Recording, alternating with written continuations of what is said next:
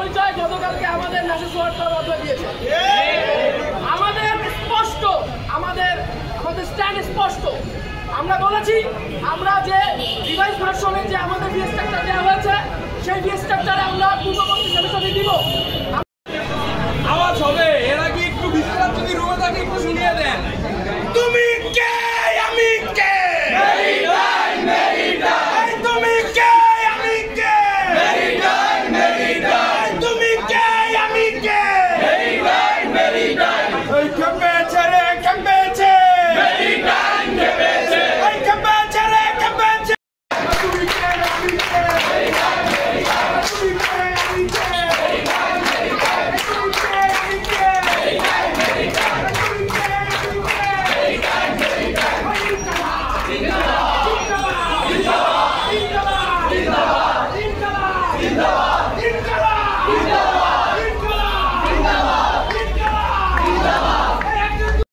কেন স্যার আমাদের বাসায় মেসেজটা কেন যে আমাদেরকে 5 তারিখ থেকে স্যার বন্ধ করে দেবে? স্যার আমরা যে 5 তারিখ আসছে স্যার আমরা কি আমাকে ঢুকতে দিবেন না স্যার?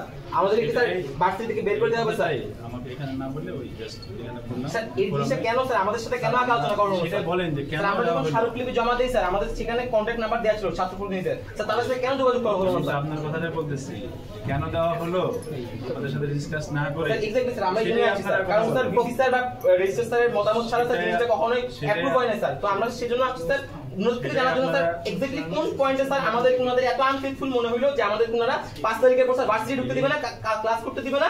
আমাদের প্যারেন্টস কি জানালো যে আপনার সন্তান যদি সেমিস্টার ফি না দেয় তাকে আমরা ক্লাস করতে দিব না স্যার। স্যার কোন পাবলিক ইউনিভার্সিটি স্যার এভাবে বাসায় মেসেজ পাঠায় যে আমরা আপনার সন্তানকে ক্লাসই করতে দিব না স্যার? আমরা কি স্যার ভেসে আসছি স্যার? স্যার আমরা সবাই ভর্তি হয়েছি স্যার এখানে সবাই আমরা যারা 5 ইয়ার 4 ইয়ার স্টুডেন্ট স্যার সবাই টাকা দিয়ে স্যার আমরা 14-15 টাকা করে স্যার সেমিস্টার ফি দিচ্ছি স্যার, 40,000 টাকা ভর্তি ফি দিয়ে স্যার আমরা ভর্তি হয়েছি স্যার। স্যার আমরা ক্লাস করতে পারবো না কেন স্যার? কোন বেসিসে স্যার? শুধুমাত্র আমরা যৌক্তিক আন্দোলন করতেছি এই বেসিসে স্যার? আমরা 5 তারিখ যদি ভার্সিটি আসি আমাদের কি ভার্সিটির যে যারা আনসার ভাইরা আছেন আমাদের বা অথরিটি আছে আমাদের কি স্যার ঠেঙায় বের করে দিবে স্যার? জিনিসটা কেমন স্যার? বা আমাদেরকে হল থেকে বের করে দিবে স্যার? অথরিটি স্যার যেটা বুঝে স্যার